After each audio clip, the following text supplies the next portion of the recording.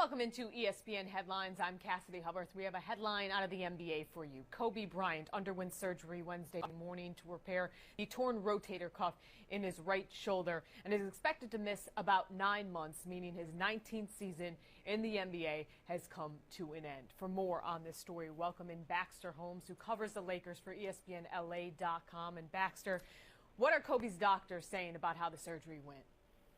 Oh, they said it went well. They expect him to be out 9 months, which is a little bit longer than originally projected for this injury. It would put him back returning around the time for training camp next season, late October, around that time. But it also depends on how the rehabilitation process goes for him. Remember, this is his third consecutive season-ending injury, and at 36 years old with a ton of miles on his legs, it'll be interesting to see how his body reacts and responds to another rehab process. What have you heard about the rehab process? Is it going to be strenuous? It seems like you're saying it's longer than expected. Yeah, I think the fact that it's longer than expected is partly due to how old Brian is and where his body is kind of at this stage. Coach Byron Scott of the Lakers today talked about that he doesn't know too much about the rehab process, but he knows that it will take a while, and it's something where Brian is going to have to be kind of immobile and for a bit. I think someone had mentioned to me that he's going to have to stay off his feet for some time, and which will be tough for him, especially as the playoffs are coming up.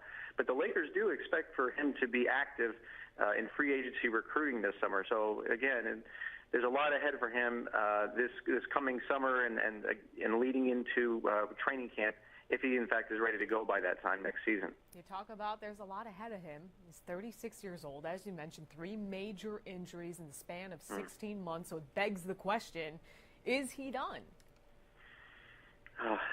It's a great question. Given how much he has gone through and how many miles are on his, people have talked about this, even over the last few days. Houston Rockets coach Kevin McHale said, when your time's up, it's up. Kobe doesn't want to go out like this.